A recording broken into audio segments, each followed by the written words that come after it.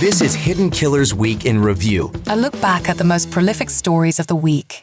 This is continuing coverage of United States versus Sean Diddy Combs from the Hidden Killers podcast and True Crime Today. This is continuing coverage of United States versus Sean Diddy Combs from the Hidden Killers podcast and True Crime Today. All right, picture this. You're at your job and your boss asks you to pick up some office supplies. Normal Tuesday, right? Now imagine your boss is Sean Diddy Combs and the shopping office supply list includes baby oil, Astroglide, and enough candles to light up a medieval cathedral. You know, like the boss asks. Or you can also coordinate with some male escorts while you're at it. Please add that to the list. We want you to do that with the candles and everything else we need you to get some of the male escorts as well. Another day on the job in the land of Sean Diddy Combs. Welcome to the allegedly twisted world of Kristina Khorram, the woman who spent 11 years as Diddy's chief of staff and is now being called his very own Ghislaine Maxwell. Yeah, we are going there today. Love to hear what your thoughts are in the comment section on YouTube. Be sure to press subscribe wherever you're downloading podcasts so you don't miss any of our coverage on this case or the many cases that we cover for you. Search us on YouTube, Hidden Killers with Tony Brueski, so you don't miss any of that. And press subscribe, YouTube, wherever you are. Okay, so here's where we start. June 2025. We're breaking down who this person is. Federal courthouse in Manhattan. Witnesses are spilling tea so hot it could melt steel beams about what really went down in Diddy's empire. And one name keeps coming up over and over again, Kristina Khorram, or as she was saved in various phones, KK. Cute nickname for someone allegedly running a criminal enterprise logistics department, don't you think?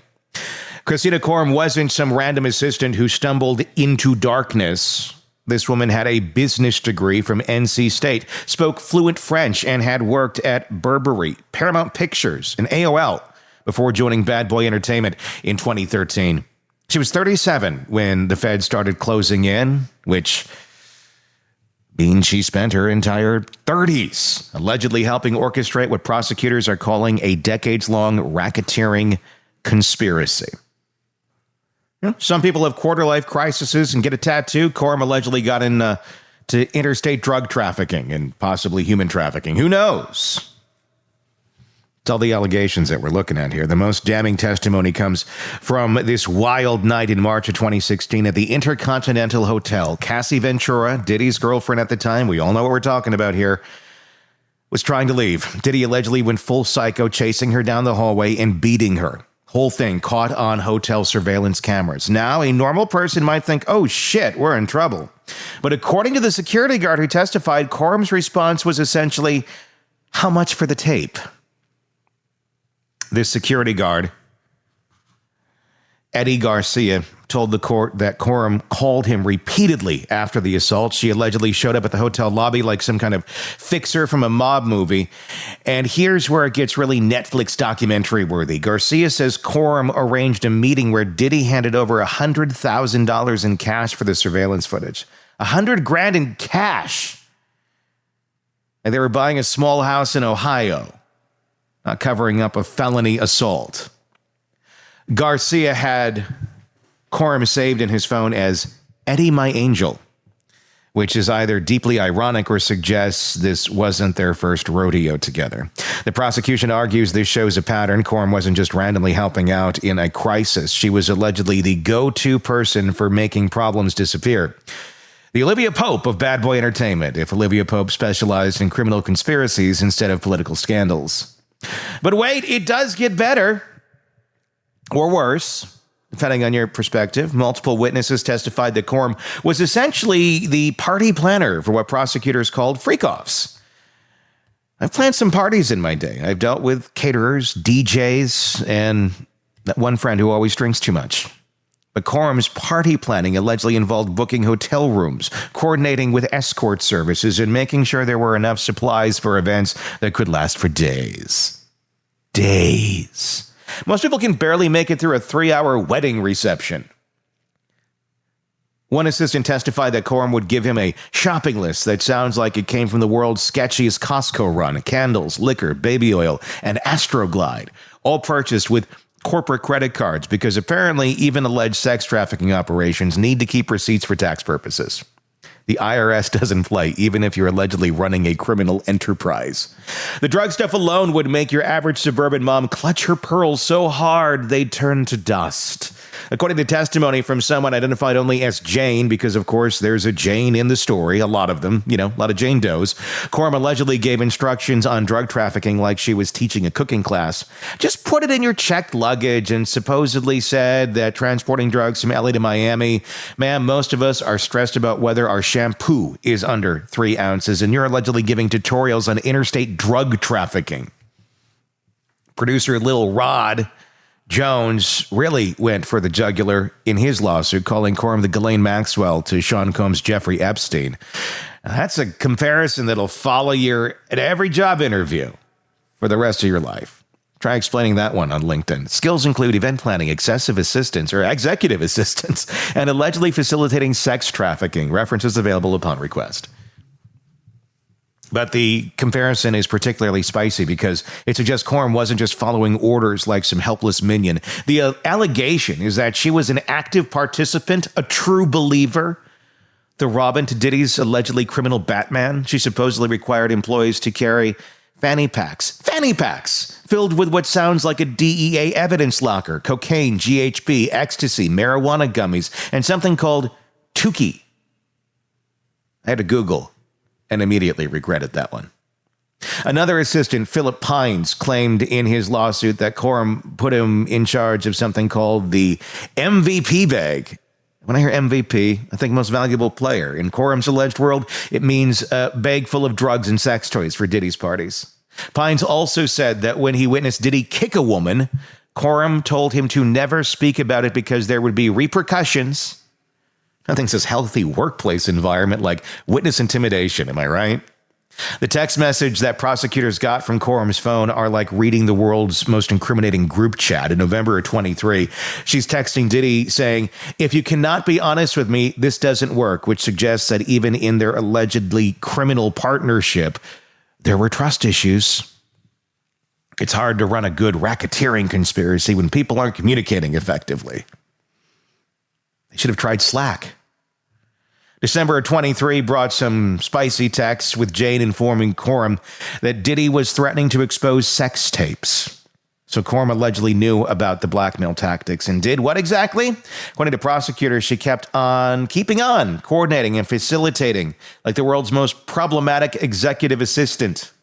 What really gets me is that Diddy publicly thanked the woman at the BET Awards in 2022. He called her his right hand and said she keeps his world twirling.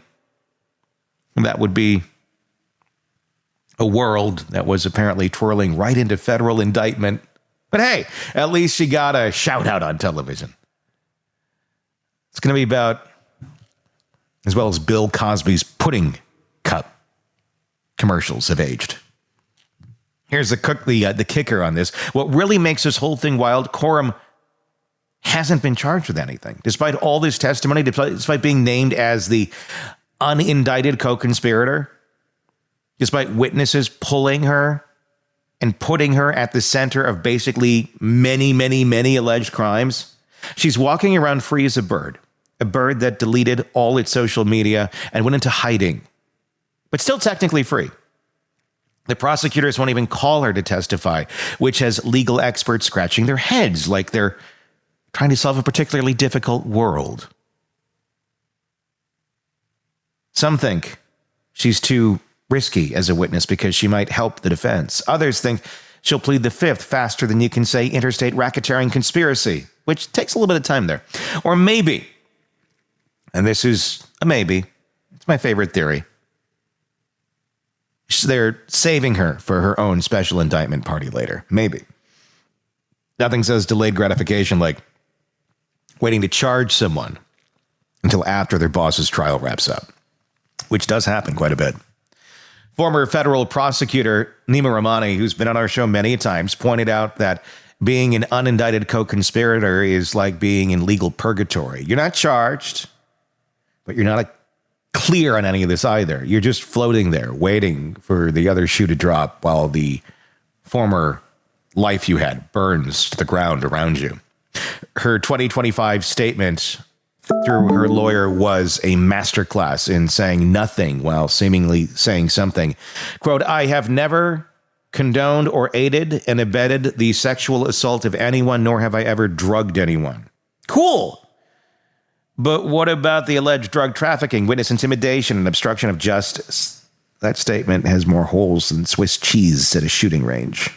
The lawyer also said she can't tell her story until the criminal trial is over and the civil cases are resolved, which would basically be never. Which is basically lawyer speak for, we're not saying shit until this is all done. Anything that could be used against us later, we ain't talking. Smart move. I mean, legally speaking, it is. Terrible move if you're trying to convince people that you're innocent. The question everyone's asking is, will she flip? Will Khorram eventually decide that loyalty to her former boss isn't worth potentially spending decades in federal prison? Maybe she already has. Let's be real. Even if half of what these witnesses are saying is true, she's looking at serious time if they decide to charge her. RICO conspiracies aren't like jaywalking tickets. The feds don't play around with organized crime, even when it comes dressed in designer suits and speaks fluent French. As we wait to see what happens next in the saga, one thing is very clear about this. Kristina Khorram's story is a cautionary tale about what happens when ambition meets immorality. When keeping your boss's world twirling means allegedly facilitating crimes, maybe it's time to update your resume and find a new job. Hey, guess when you're making chief of staff money and flying private, it's easy to ignore the facts that you're allegedly helping run a criminal enterprise. The most ironic part of all this, Khorram spent over a decade allegedly helping Diddy avoid consequences for his actions, and now she's facing the very real possibility that those same actions will destroy her own life. The company you keep, right? She kept his world twirling.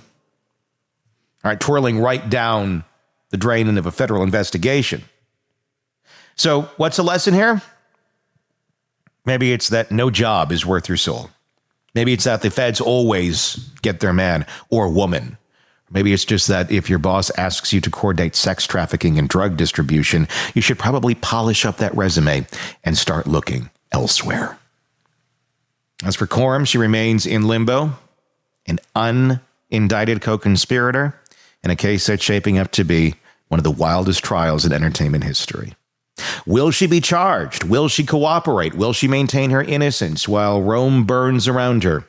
Only time will tell.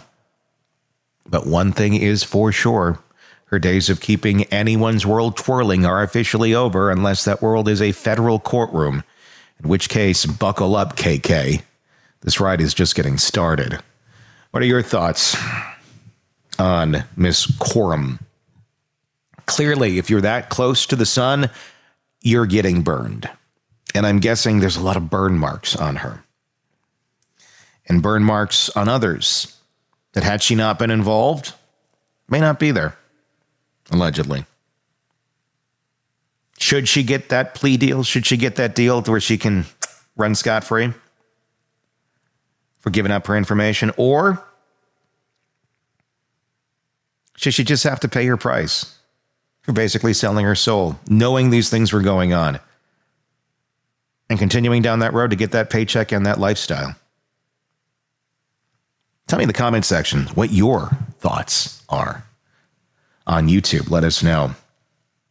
If you're listening to our podcast on another platform, press subscribe so you don't miss any of our coverage of this and the other cases we got for you right here. If you're listening to us on the Downfall of Diddy channel, hey, we got other cases. We got other places that we are covering for you. Just search Hidden Killers with Tony Brueski wherever you get podcasts or on YouTube as well, to get in on the comments and everything else that we put out here for you on video. Interested to hear your thoughts on this one. Until next time, my name is Tony Brueski. We'll talk again real soon. Want to stay on top of the latest true crime cases? Press subscribe now and never miss a breaking update from the Hidden Killers podcast and True Crime Today. In a world where the darkest secrets lie just beneath the surface. They said it was an accident, but the evidence says otherwise. Where hidden killers roam, unnoticed, in the shadows. I think you would definitely be looking at a blend of toxic, very bad narcissistic personality traits, and they will be vengeful and possibly resort to violence. Join Tony Brueski as he uncovers the truth behind the most chilling cases. They said it was an accident, but the evidence clearly says otherwise. Each episode, we dig deep into the minds of those who commit the unthinkable. To your point on narcissism, he thinks in his own mind how witty he is. Yeah. But he lost that jury. I was done with him in 2 minutes. From unsolved mysteries to infamous crimes. Geez, you've just talked about how you taught yourself how to do everything under the sun. I bet you did a YouTube video, how to best kill somebody with a knife. Hidden Killers with Tony Brueski takes you where few dare to go. How does someone with such a dark secret go unnoticed for so long? With multiple new episodes every single day. We're not just telling stories, we're seeking justice. Listen now on Apple Podcasts or wherever you get your podcasts. Just search for Hidden Killers with Tony Brueski.